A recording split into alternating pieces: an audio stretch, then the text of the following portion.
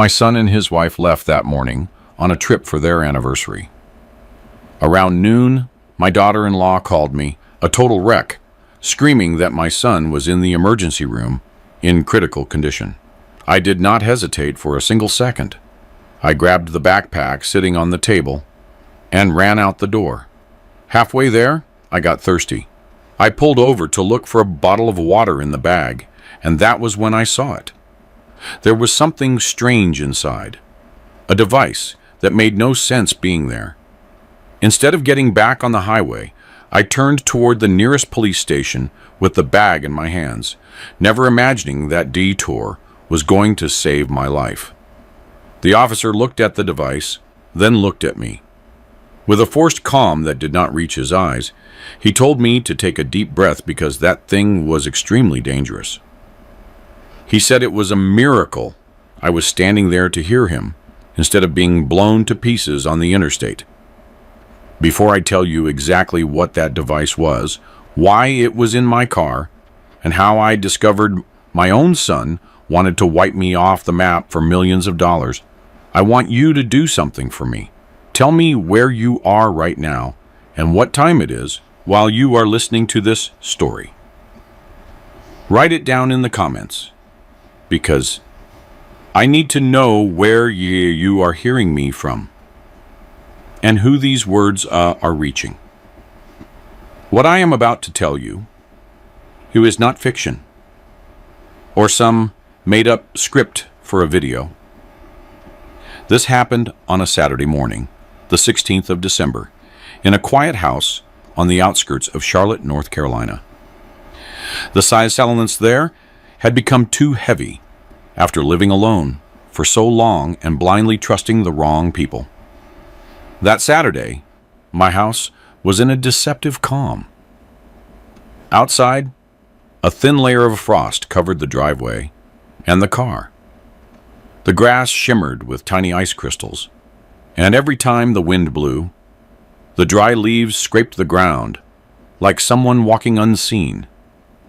Inside, the wall clock kept a steady tick-tock, the kind of sound you only hear when you have spent years living by yourself. I was making coffee in the kitchen, checking the news on my tablet, and thinking my only plan for the day was to hit the hardware store to buy some new hinges for a cabinet I had been promising myself to fix for months. Nothing out of the ordinary, nothing that suggested that just a few hours later, I would be watching the car I was supposed to die in go up in flames. It was 10:30 when the phone rang. It was not an odd time for a call, but there was something about the ring, a sharp urgency, like it was ringing louder than usual. Sometimes you sense disaster before it arrives, even if you cannot explain why. I left the cup halfway to my mouth, wiped my hands on my pants, and answered on the second ring. "Hello," I said, my voice still raspy from the morning. On the other end, I heard Brianna, my daughter-in-law, her voice broken by sobs. It was not a controlled cry. It was one of those hysterical screams that pierce your eardrums. "Brianna," I asked, feeling my heart shrink. "What is wrong? Where is Julian?" "Pops, it is Julian," she stammered, through tears, almost choking. "There was an accident. A crash on the highway. He is at the medical center in Atlanta. They are saying he is critical. You have to come now. Please, please, come now." The world tilted under my feet. My hands shook. The cup hit the counter, and the coffee overflowed onto the granite, forming a dark puddle that slid to the floor. I did not understand anything. I only heard her crying, and the word critical bouncing around inside my head like a hammer. "What happened?" I insisted, feeling a sharp stinging in my chest, a pain rising toward my neck. "Tell me exactly what happened." "I do not know," she cried even louder. We were coming back from breakfast. We were happy. And another car. I do not know. Pops. It was all so fast. He cut us off. Julian lost control. He is unconscious. They are running tests. The doctors say they do not know if he will make it to the end of the day. You have to come, please. Come now. I was 62 years old, and yet my heart had not learned how to manage fear. At that age, you have been to many funerals. You have seen friends, neighbors, even your own wife pass away. But a son, you are never prepared to lose a son. Suddenly, I saw Julian again at 16. His shaking hands on the steering wheel of my old sedan the first time I let him drive. I had put my hand on his shoulder and said, "I trust you, son." He smiled, terrified and brave at the same time. That memory was now overlapping with the image of my boy on a gurney full of tubes, several hours away, maybe not breathing, maybe dying. "Hurry, please," Brianna sobbed on the other side. "Come now. I do not know how much time we have." The call cut off abruptly, as if someone had ripped the phone cord from the wall. I stood there for a few seconds staring at the screen, the beep of the dead tone filling the kitchen. I did not think. I just moved. My body reacted before my head did. I ran up to my room, my knees protesting with every step. On the chair by the window was the backpack Brianna had left ready the evening before when she and Julian stopped by for coffee. "For when you finally decide to come to the coast with us, Pops," she had said, laughing. "This way, you already have a bag packed." It seemed like a sweet gesture, one of those things daughters-in-law do to stay on your good side. I did not check the contents at the time. I just thanked her and left it there. Now I grabbed it without a second thought. I unzipped it just enough to throw in a change of clothes, a pair of socks, my phone charger, and a sweater in case the hospital was cold. The bag felt heavier than I remembered, like it already had half the world inside, but I did not pay it any mind. It was not the time to question anything. I headed down the stairs, heart thumping in my chest. I grabbed my keys, wallet, and coat, then crossed the garage to my blue sedan, a car I had bought 3 years ago after selling the logistics company that had consumed half my life. That car was, in a way, the symbol of my retirement. Comfortable, safe, paid for in cash, no debts. I opened it, tossed the backpack onto the passenger seat, sat behind the wheel, and started the engine. I pulled out without waiting for it to warm up, tires crunching over the frost, as I hit the empty street toward the interstate. It was a route I knew by heart. My hands gripped the wheel, and my mind was racing faster than the speedometer. "Hang on, Julian. I am coming. Just hang on," I repeated over and over, almost in a whisper, as if I could send my words to him through the asphalt.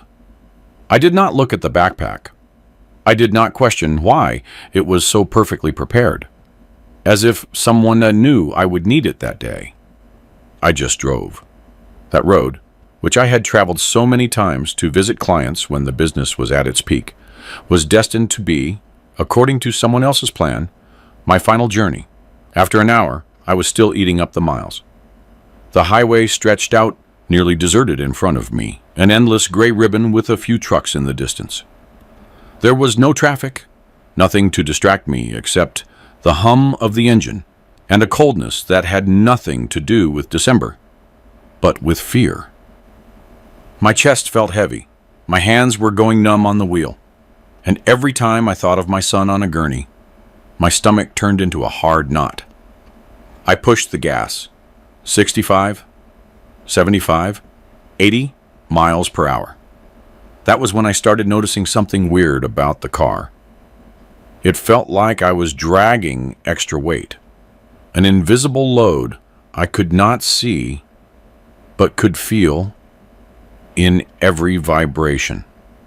Plus, a dull sensation was coming up through the steering column, something different from the normal feel of the road.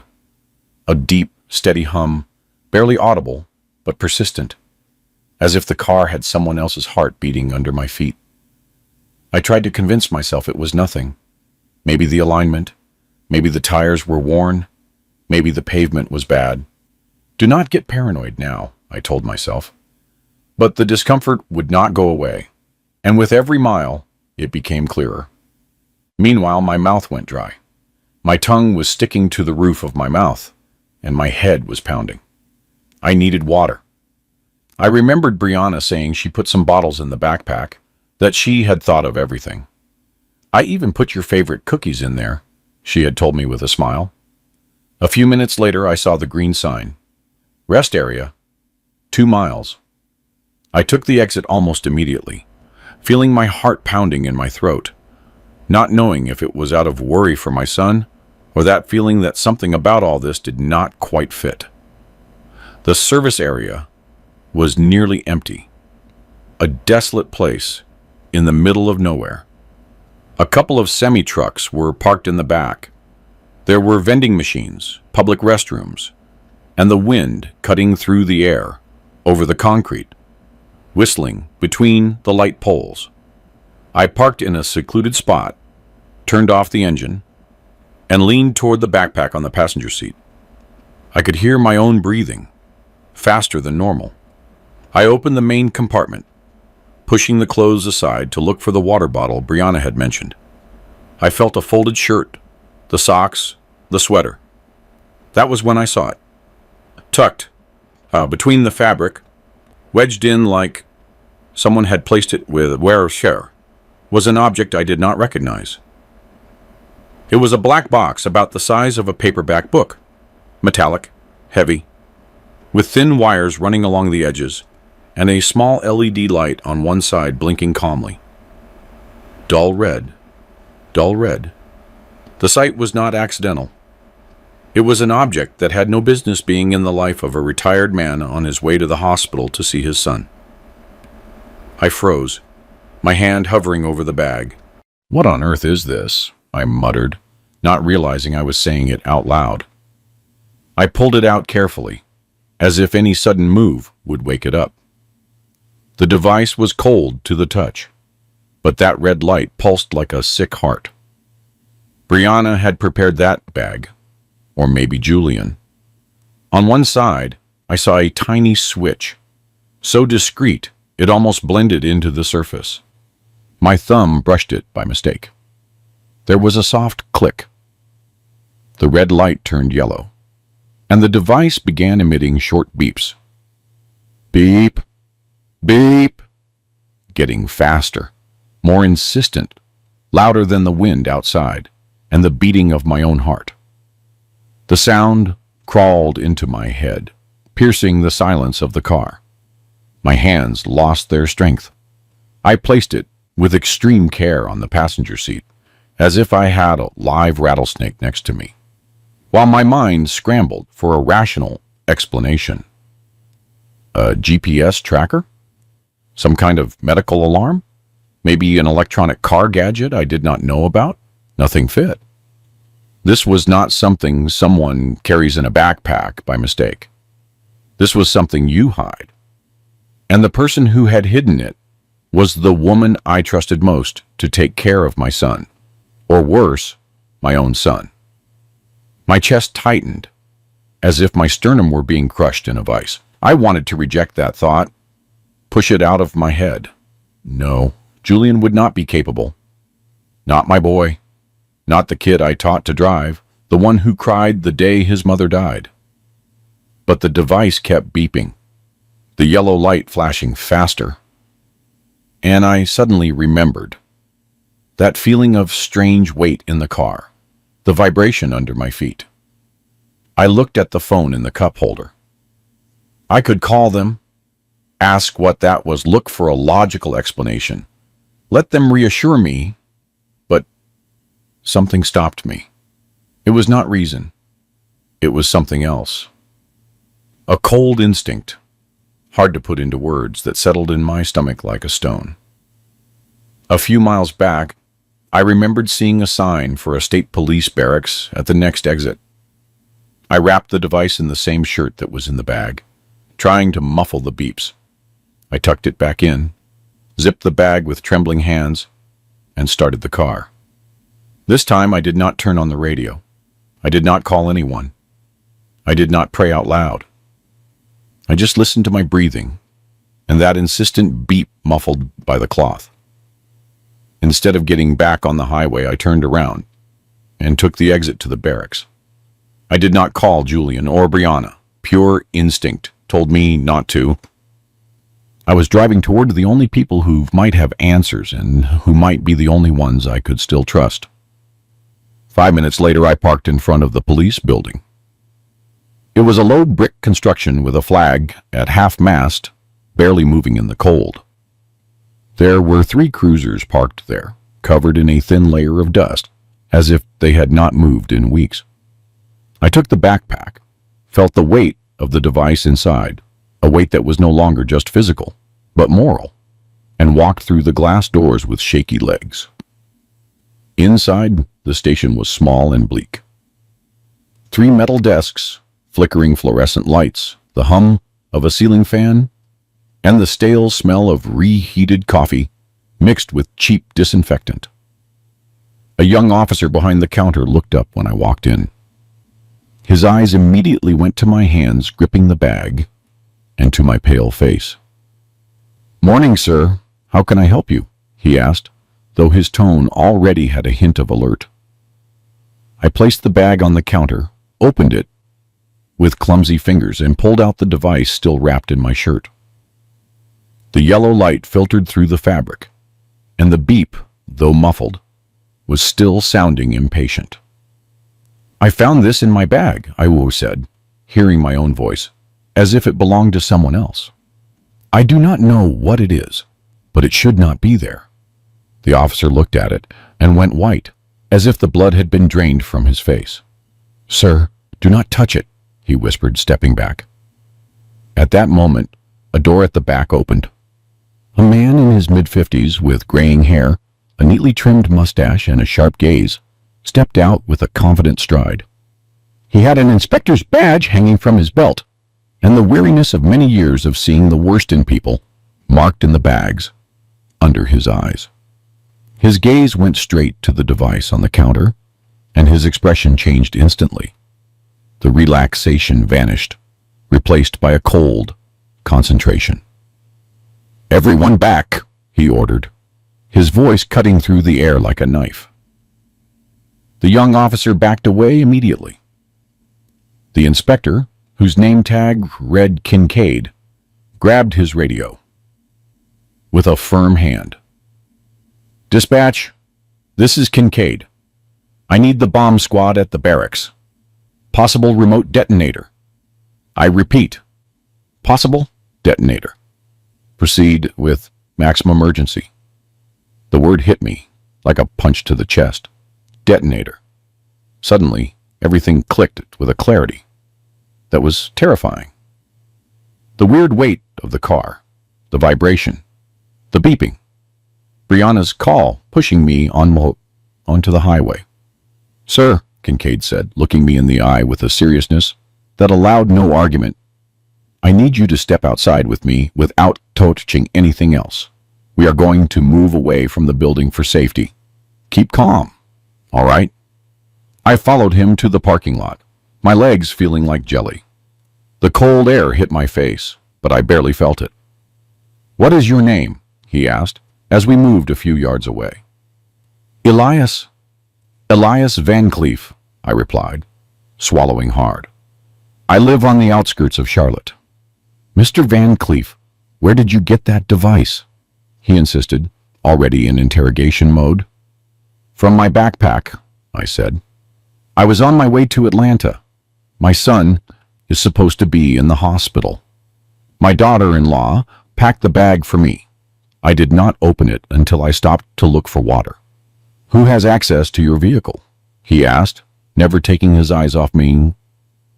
"My son, Julian, and Brianna, his wife. They have keys to the house. We are close," I replied, almost automatically. "But they would not be capable. They are in Atlanta. Julian is hurt. Kincaid held up a hand to stop me. It was not a rough gesture, but it was final. "We will see about that," he said with a strange calm. "For now, I need you to stay calm and do not go near your car again. Understood?" I nodded, though I was anything but calm. 15 minutes later, a black van pulled into the lot with its sirens off, but urgency written in every movement. It was the bomb squad.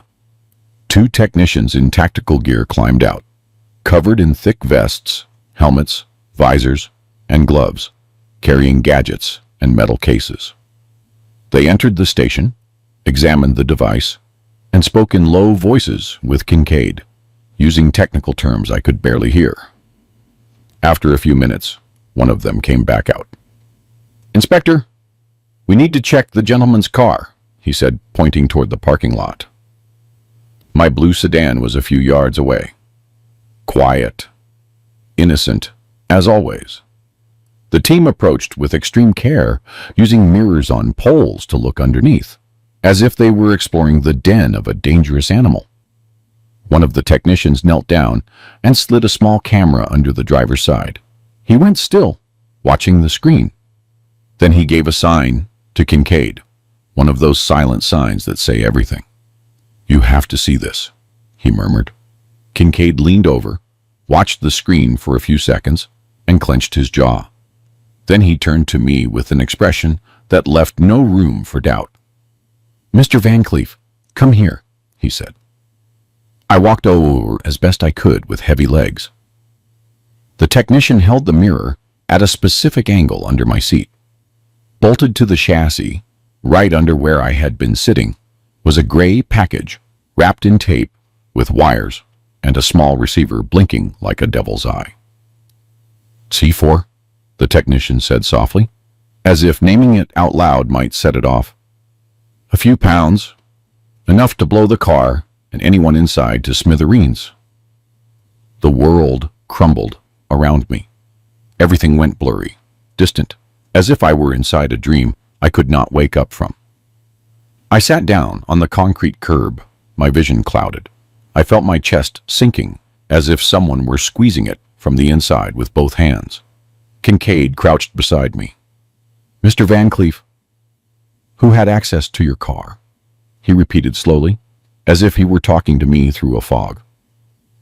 "My son," I whispered. "And Brianna. But no, they are family. They love me. I gave them everything."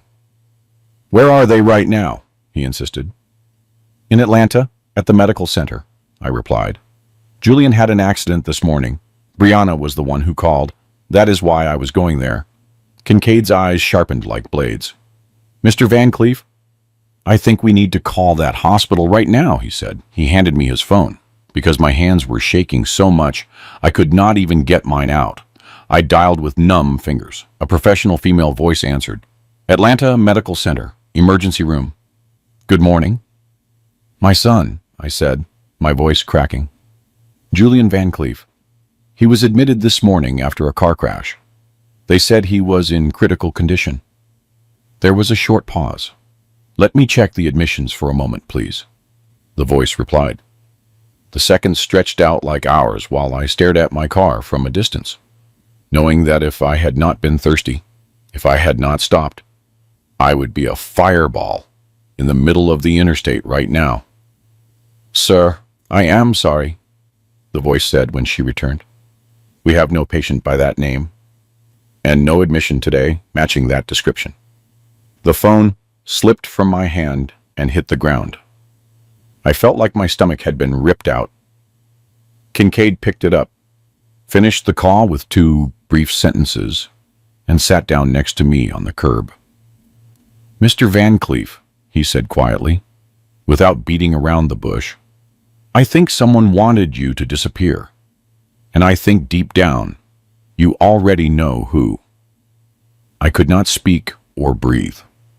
Julian was not in the hospital. There had never been an accident, which meant it was all a lie. The desperate call, Brianna's panic, the trembling tone asking me to hurry.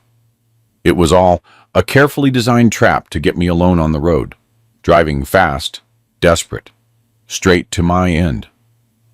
My son, the boy I raised alone after his mother died, had allowed a device to be placed under my seat. His wife had put the detonator in my bag. They wanted to wipe me off the map, and they almost succeeded. An hour later, I was sitting in Kincaid's cramped office. It smelled like old coffee, damp paper, and something I could not name. Maybe accumulated exhaustion and frustration. The walls were covered with dented metal filing cabinets, and the desk was nearly buried under piles of files, photo, notes, and open folders. A single window let in the pale December light, filtered through some half-crooked blinds. Kincaid sat across from me, offered me water, a chair, silence, and time to stop shaking. I accepted everything except the silence, because inside my head there was a storm. After a while, when I could finally hold the glass without spilling it, he slid a manila folder toward me. "You need to see this," he said with a calm that hurt more than any scream. I opened it. The first page was a bank statement in my son's name. Red numbers everywhere. Debts, overdrafts, accumulated interest. "Your boy owes $500,000, Kincaid explained, pointing to the figures.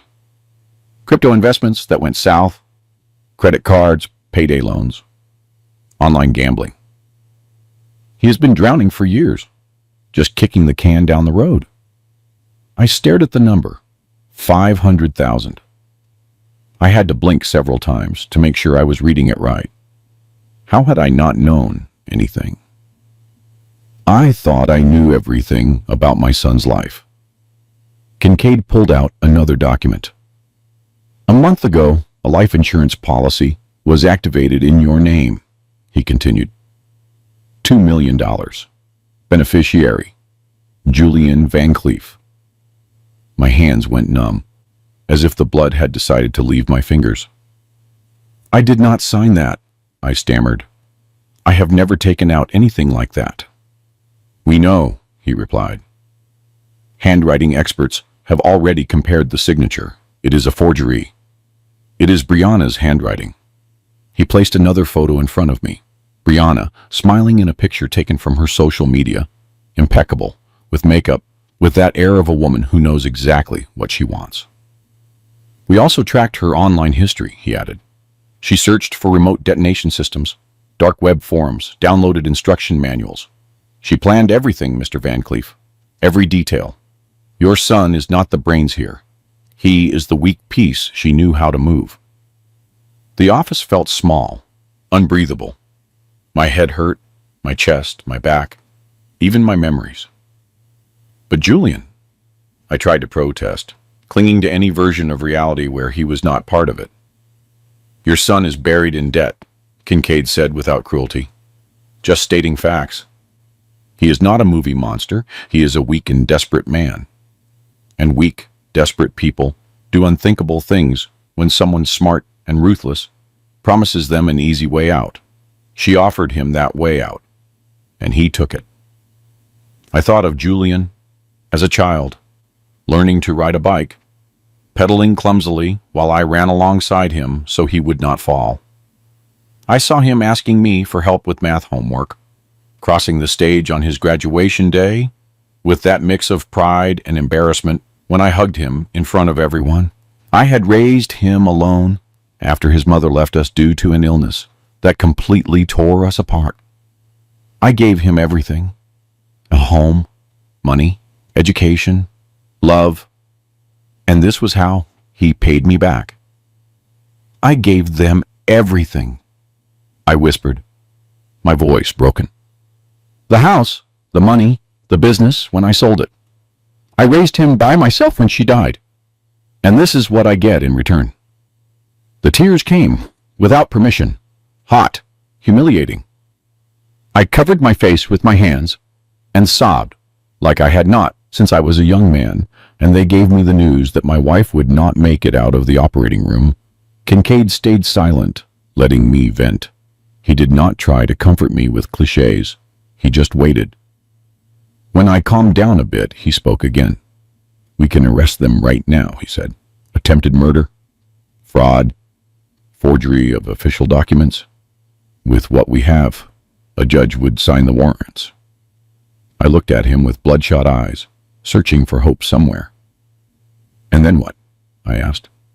"Then they will hire lawyers," he explained with total frankness. "They will claim it was an accident, that the device malfunctioned, that someone manipulated them. They will say Brianna only signed where she was told, that Julian knew nothing about explosives. They will make it look like you are confused. An old man being manipulated by the police.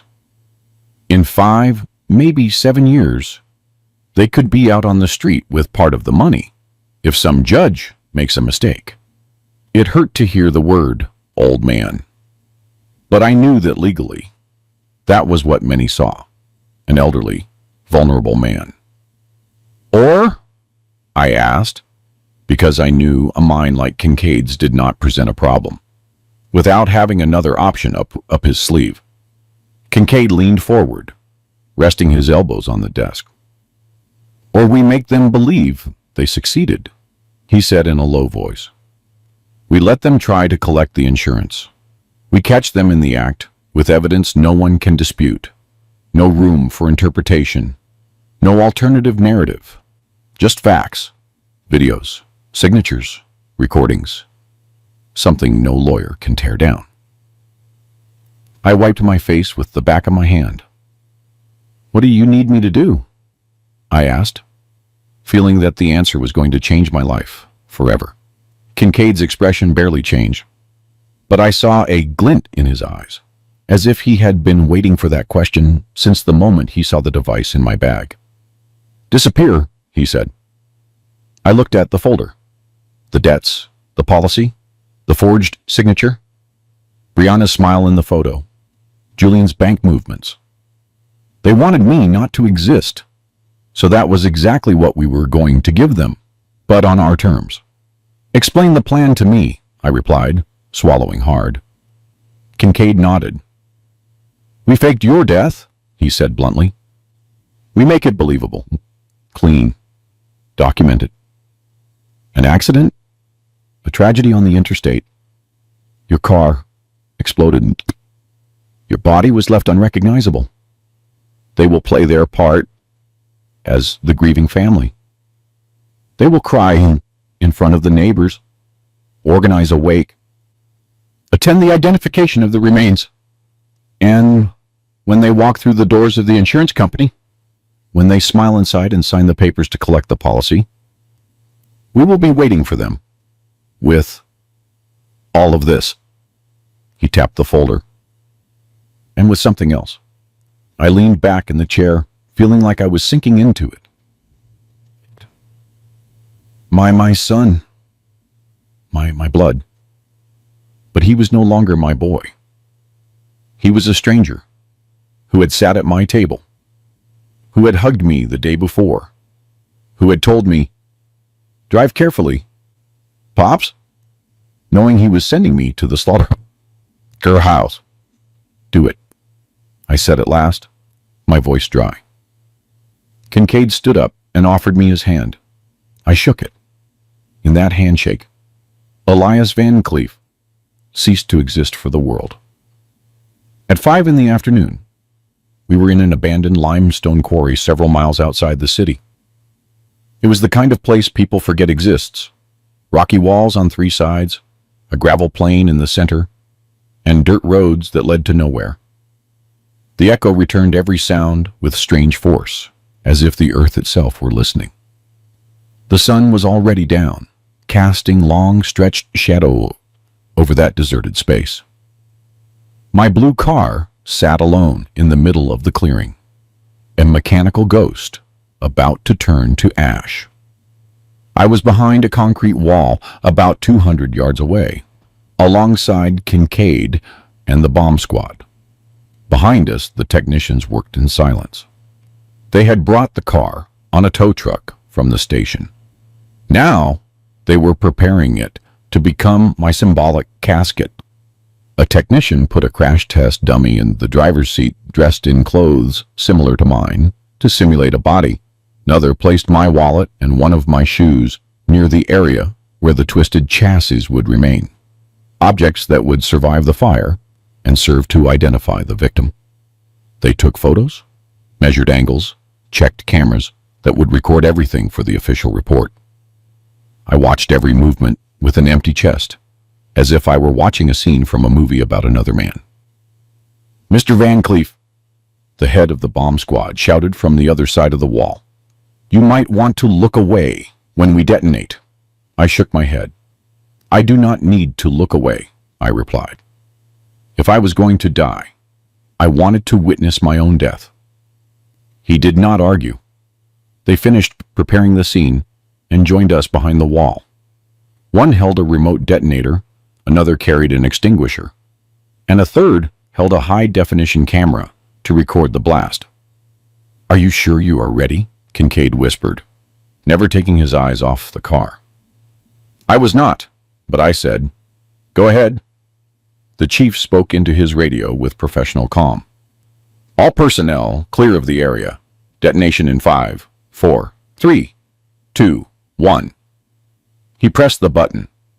The explosion shook the quarry like thunder. First came the light.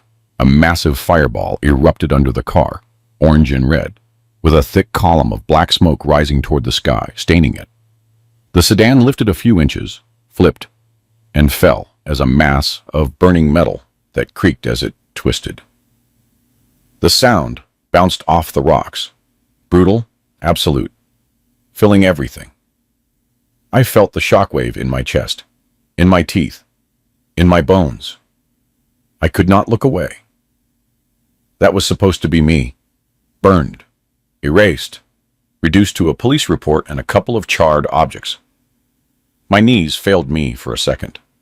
Kincaid put a firm hand on my shoulder, anchoring me to reality.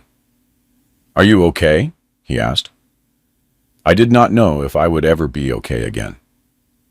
Firefighters approached with hoses, spraying white foam over the remains. The flames subsided little by little, revealing a black skeleton of steel and melted plastic. The air smelled of rubber, burned gasoline, and death. "I do not know who I am now," I murmured, more to myself than to him. 2 hours later, I was no longer the man who left his house that morning, thinking he was going to the hospital.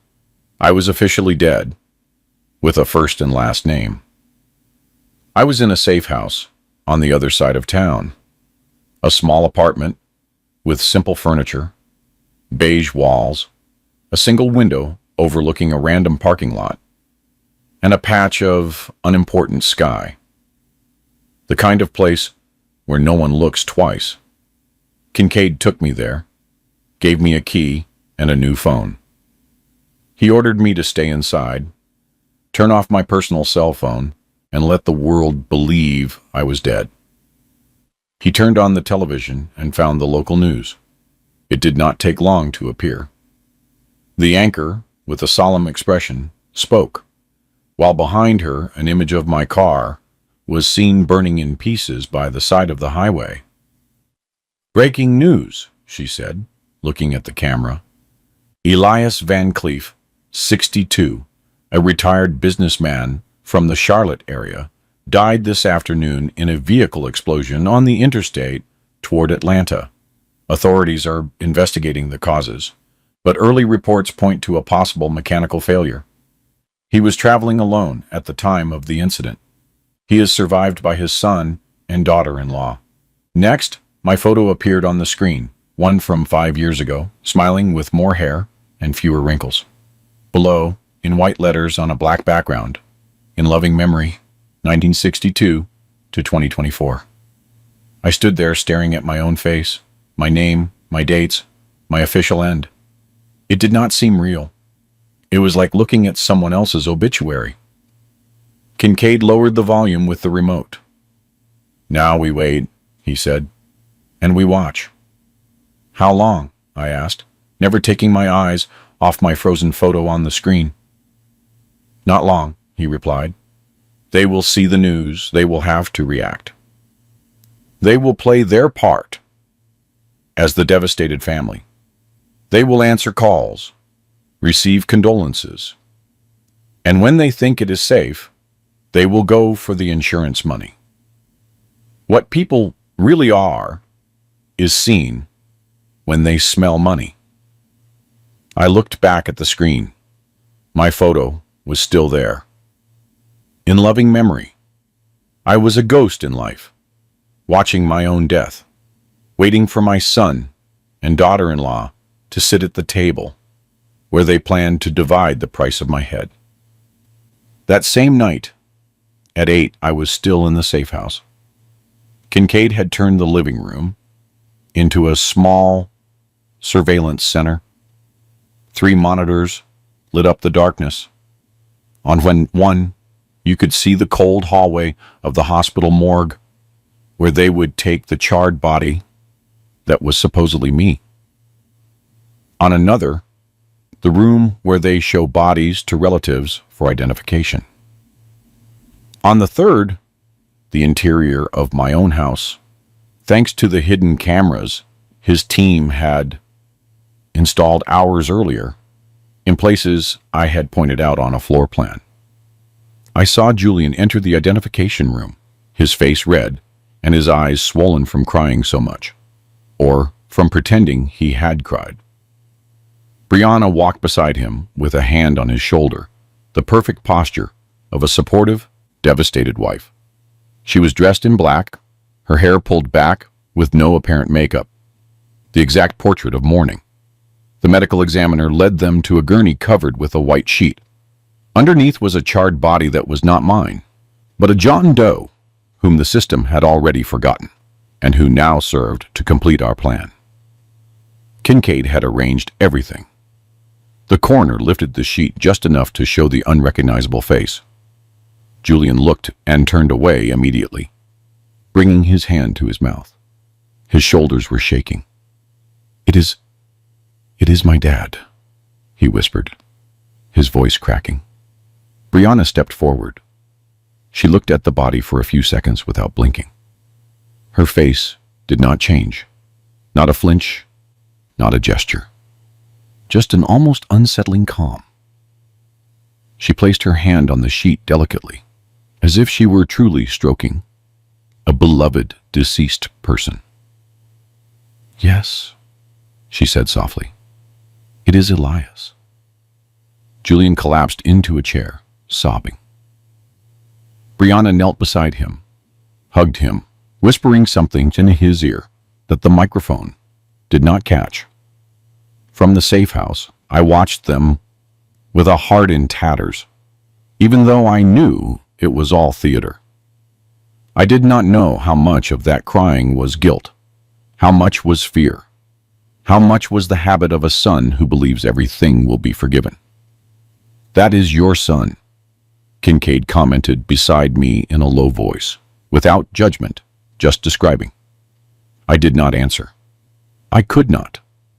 I just clenched my fists on my knees until my knuckles went wide. An hour later, they were already back at my house. Kincaid's team had placed cameras in the living room, the kitchen, the garage, and even the master bedroom. We saw everything in real time. Julian walked in first, threw his coat on the couch with a rough gesture. Brianna closed the door behind him carefully, turning the key. For a few seconds, no one moved. The silence inside the house seemed like another character. Then she let out her breath as if she had been holding it for hours. "It is done," she said, letting her shoulders drop. Julian turned to her. His face was no longer red. There were no tears left. Just exhaustion and something else, that dull look of someone who crossed a line there is no turning back from. "Are you sure the policy is okay?" he asked, his voice tense, almost childlike. Brianna smiled, a smile with no warmth, sharp, professional. "Millions of dollars, baby," she replied. "Perfectly valid. Everything is in order. Everything checked. We just have to wait for them to close the investigation. Then we file the claim. We sign, and that is it." Julian flopped onto the couch and rubbed his face with both hands. What if they find out? What if... They are not going to find out. Brianna interrupted in a tone that allowed no reply. "The car no longer exists. Neither does he. There are no witnesses or loose ends. No one knows about the policy except us. And the policy was made legally, well, almost." She went to the bar, poured 2 generous glasses of whiskey, and handed him one. She raised hers. "To us," she said. Julian hesitated, looked at the amber liquid, then looked at her. In the end, he clinked his glass with Brianna's. "To us," he repeated, though his voice sounded more like a question than a toast. I watched them drink, smile, relax little by little, even laugh at something we did not hear. I felt something freeze permanently inside me. The child I raised would not have been able to toast over my symbolic grave, but that man I saw on the screen was doing it. Kincaid glanced at me. "How are you doing?" he asked. I was not okay, but I nodded. The hardest part was yet to come, the part that no judge would see, but that would break what was left of Julian's sanity and Brianna's arrogance. At 11 at night, when the house was already silent and the lights were off, what we had prepared happened. They were sleeping upstairs. Suddenly, from the living room, music started playing, a soft piano melody I knew all too well. It was Bésame Mucho, my wife's favorite bolero, the same song that played the night I proposed to her, and the same one she played on the old radio in the living room on Sundays while she cooked. That radio had not been used for months. I had unplugged it myself. Julian appeared at the top of the stairs, disheveled in his pajamas, frowning.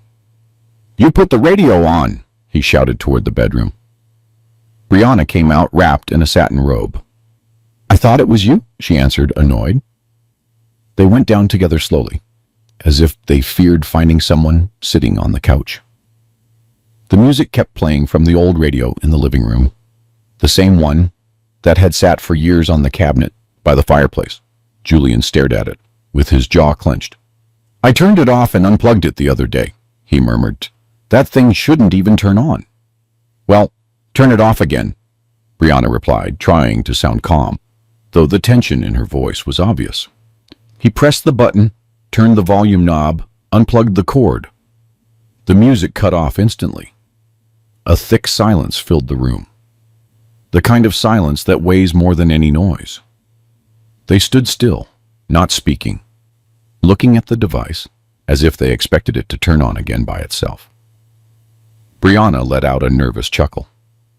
"Old house? Old wires? Weird things," she said. "It is nothing, Julian." He did not look convinced.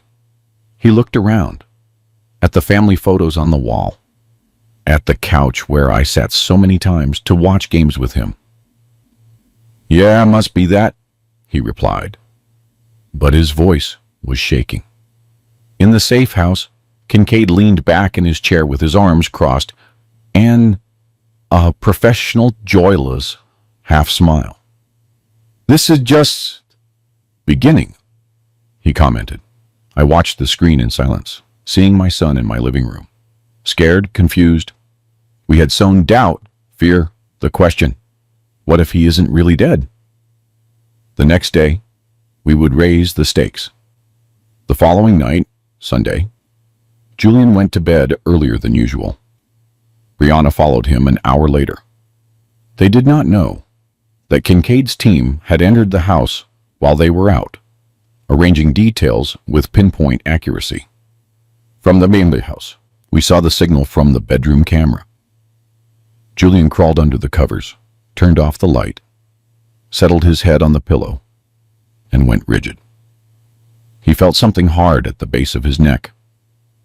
He sat up slowly, turned on the lamp, and reached under the pillow. His fingers touched something cold, metallic. He pulled out an object he recognized instantly. The detonator. The same black device he had put in my bag a few hours before the supposed trip to the hospital.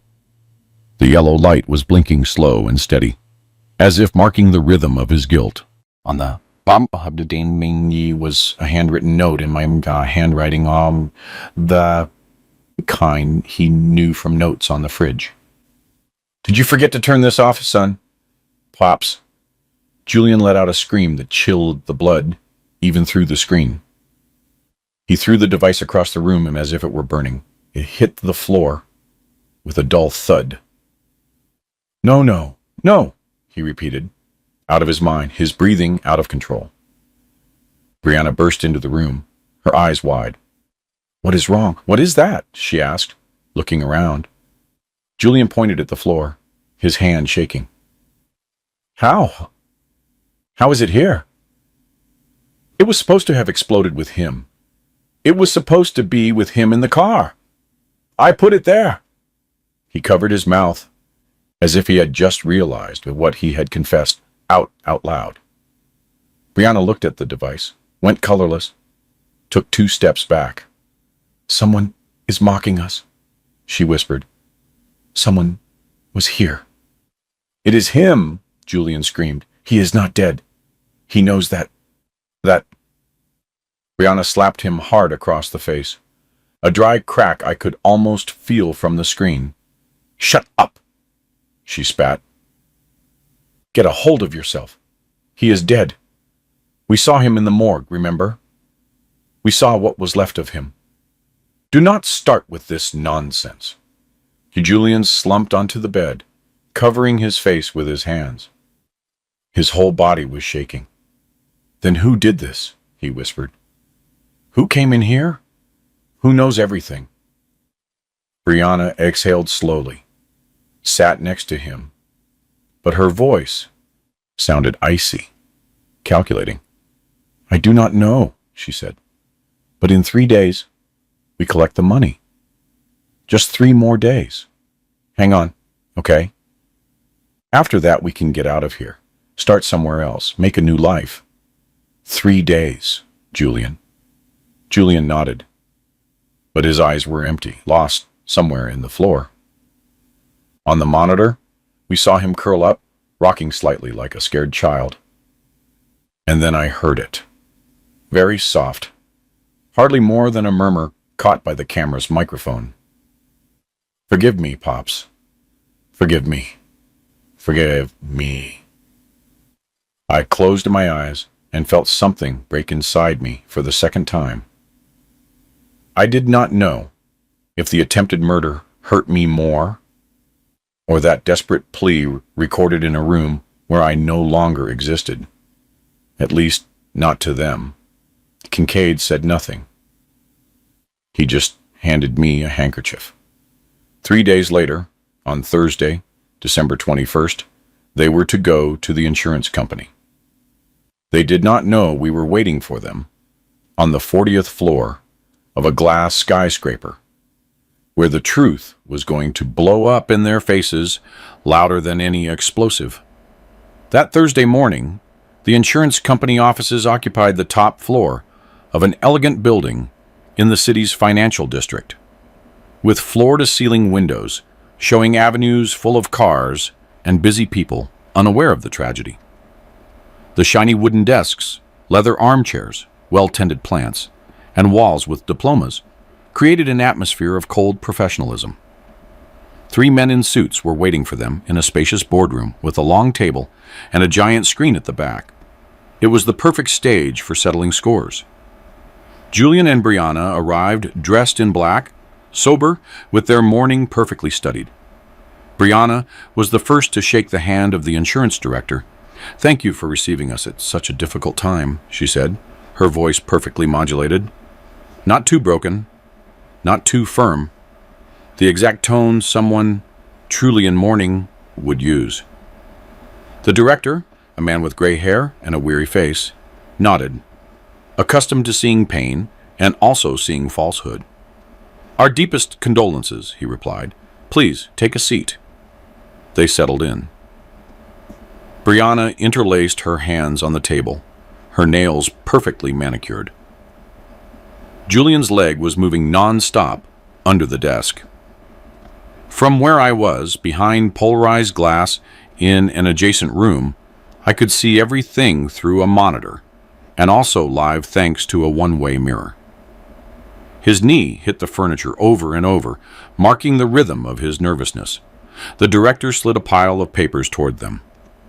"Before we proceed with the payment of the policy," he explained, "we have a protocol. We review the timeline of the incident, the documentation submitted, and some security elements, especially on high-value policies like your father's." Julian nodded quickly. "Almost too much." "Of course, whatever you need," he said, trying to sound helpful. The director took a remote control and pressed a button. Behind him, a large screen descended from the ceiling. The lights dimmed slightly. "These images," he said calmly, "were obtained from the security system of Mr. Van Cleef's house." The screen came to life. It was my garage. Early Saturday morning at 2:17, according to the timestamp in the corner. The camera placed near the ceiling showed the entire space with uncomfortable clarity. My blue car in the center, boxes stacked in a corner, tools hanging on the wall. Suddenly, two figures appeared. Julian and Brianna, moving carefully, like someone who knows they are doing something they shouldn't. Julian knelt by the car, opened the driver's door, and slid underneath with a flashlight in his mouth. His hands worked quickly, fixing a black package under the seat.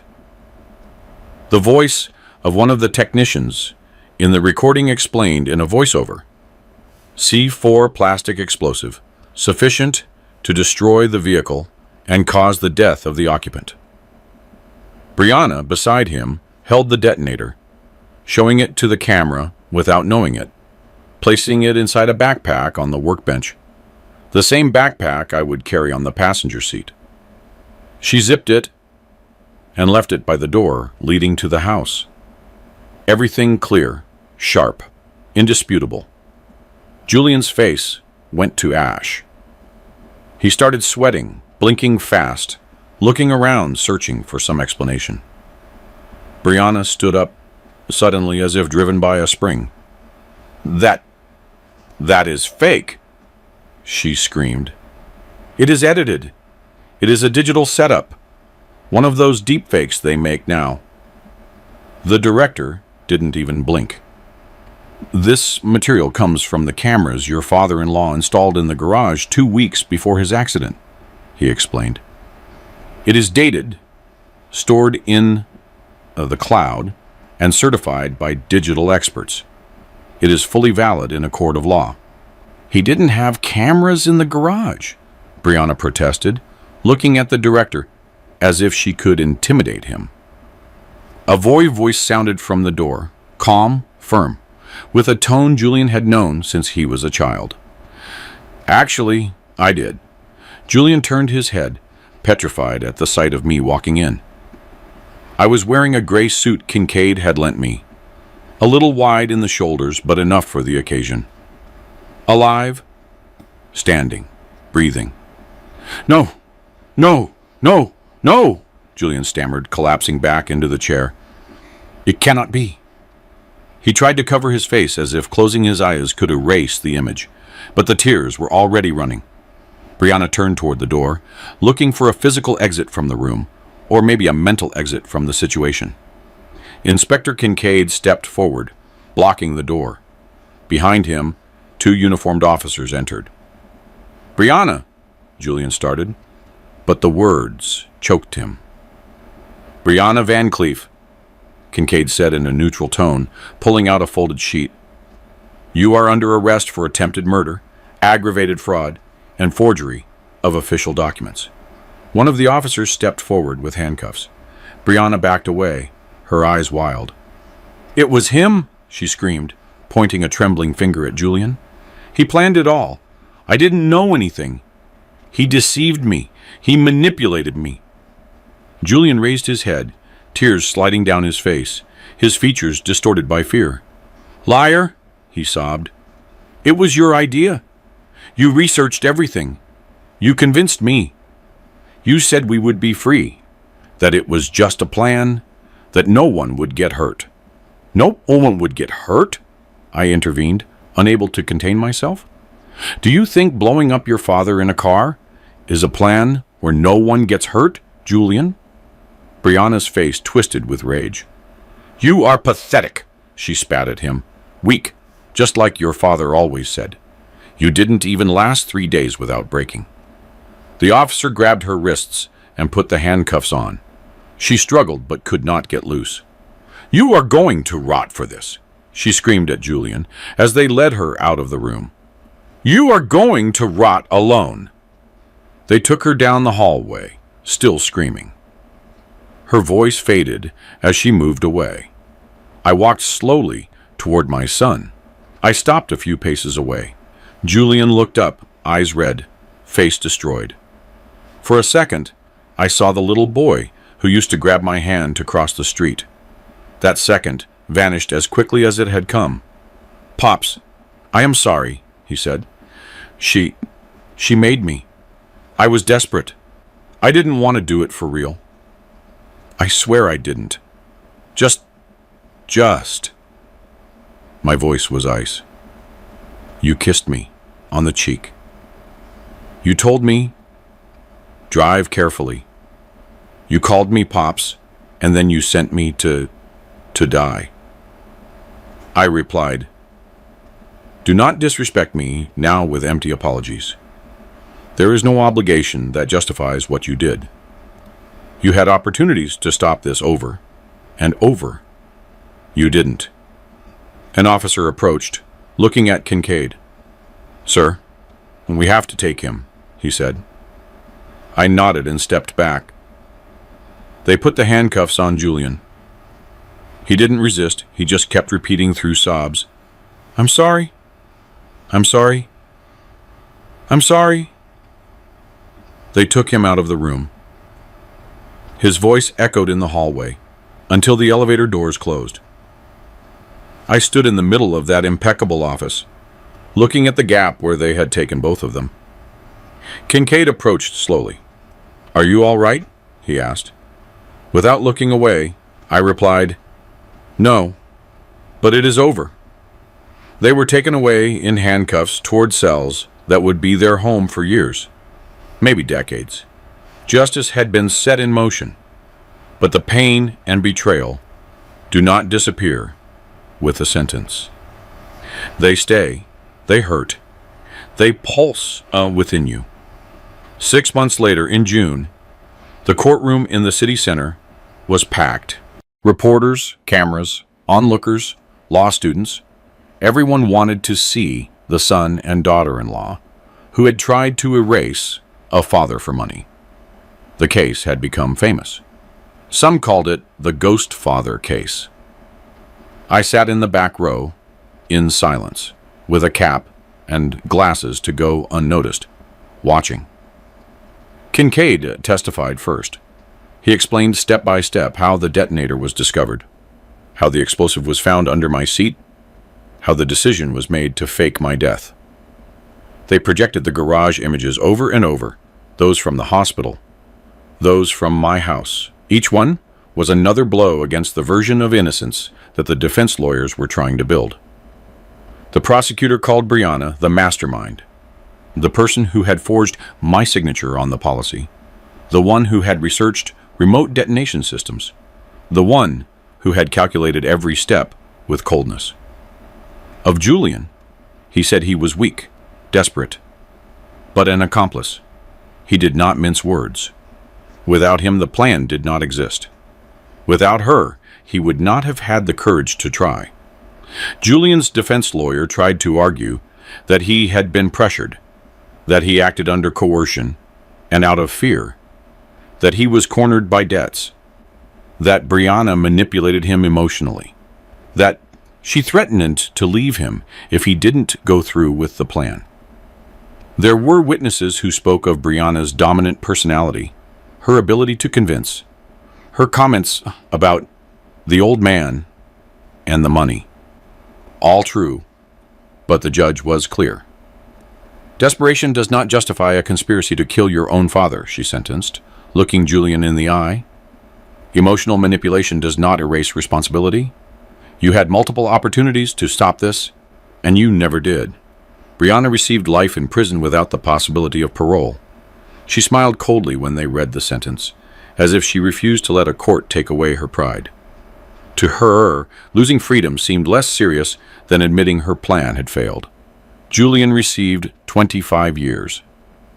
He cried. I felt nothing. Not satisfaction, not revenge, not relief. Just a bitter certainty. The son I loved, if he existed, was buried under layers of debt, cowardly decisions, and a wife who had seen in me a number with many zeros. Not a father-in-law. Today, I live in a one-bedroom apartment on the outskirts, with simple furniture bought second-hand, no garage, and no expensive car. I sold the big house with its manicured garden and its spacious garage. And I donated most of the money to organizations that help young people in debt and widows with children. People who truly need an out that doesn't involve crime. I kept just enough to live peacefully, without luxury, without excess. 3 mornings a week, I volunteer at a senior center. I read aloud to those who can no longer see well. I bring them coffee, listen to their stories, and keep them company when they feel lonely. Sometimes, when we finish reading, they tell me their own family betrayals, their disappointments, their guilts. I am not the only father who has felt that his blood stabbed him in the back. That somehow makes me feel less strange and more human. In the afternoons, I sit on the balcony and watch the sun go down behind the low buildings and a gray river in the distance. I listen to the sound of children playing in the street vendors, dogs barking. I think about what I lost and what I saved. I lost my son, at least the son I thought I had. But I saved something more important, my soul and my conscience. I saved the possibility of looking in the mirror without lying to myself. Money corrupts. Greed is poison. And trust, when it breaks that way, never comes back as it was before. Julian writes me letters from prison. Some are long, others are barely 2 lines. He asks for forgiveness, tells me which prison workshops he works in, tells me about a pastor he met there, tells me he has changed. I do not open them. I keep them in a shoebox all together, the way you keep photos that hurt. Maybe one day I will read them. Today, I cannot. Brianna finally understood what it means to lose everything. Beauty, freedom, control. She ages in a cold cell, alone, forgotten by the same friends who used to surround her for her parties and her perfect photos. Once, her profile appeared in a newspaper in black and white under the headline, "The Daughter-in-Law Who Wanted to Blow Up the Father-in-Law." After that, the world forgot her. And I, who died on a highway, am still here. I am not rich. I am not surrounded by family. I do not have a brilliant surname in business magazines. But I am alive, truly alive. And that is worth more than $2 million. Today, I value things I used to overlook. A rainy afternoon with a good book, a sincere conversation, the laughter of an old man when a bad joke reminds him of his youth. I get up from the balcony, go into the kitchen, and start preparing a simple dinner: pasta, sautéed vegetables, a cup of tea. I hum softly, a song my wife used to sing in the kitchen on those quiet Sundays. Bésame mucho, the same one I used to scare my own son and make him feel for an instant that the dead can also settle scores. I smile slightly with that mix of nostalgia and peace that only someone who has lost almost everything and still stands understands. I am Elias Van Cleef. I am 62 years old. I am a retired businessman, and I am the man whose own son tried to erase him for $2 million. This is my real story, without unnecessary fluff, without exaggeration. And it is one of those grandfather stories you need to hear, because the lesson might save your life. If there is anything I want you to take away from all this, it is this: do not be like me. I trusted blindly. I gave my son everything: money, a roof, second chances, even when the signs were right there screaming in my face. I ignored the excessive spending, the new credit cards that appeared out of nowhere, the air of everything is owed to me, the coldness in Brianna's eyes when she talked about inheritance and a secured future. God sent me warnings in the form of small discomforts, but I covered them with affection and excuses. I thought love could cure greed. It cannot. Greed is a poison that corrodes from within.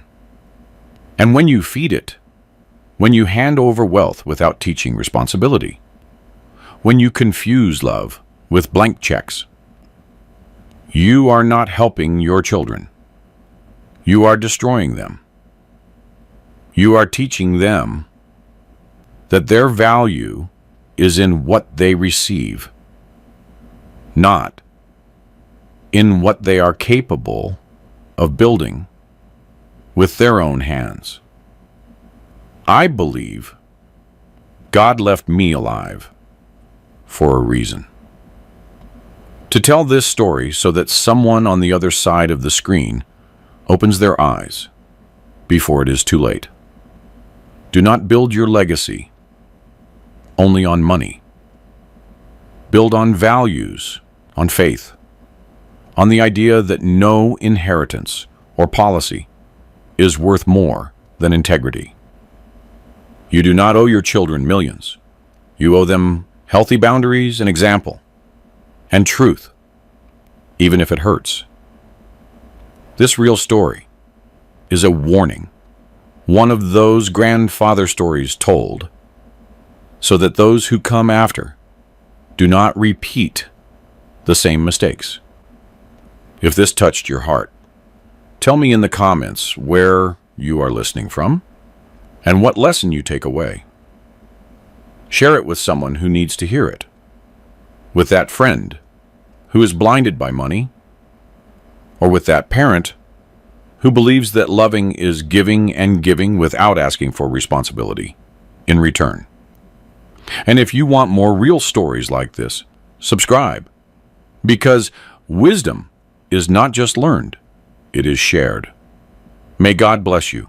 Guard your heart and remember, trust in God, but protect very well who you give your trust to and how far you are willing to close your eyes out of love. Sometimes opening them in time is the difference between living to tell about it or becoming just another name in an obituary.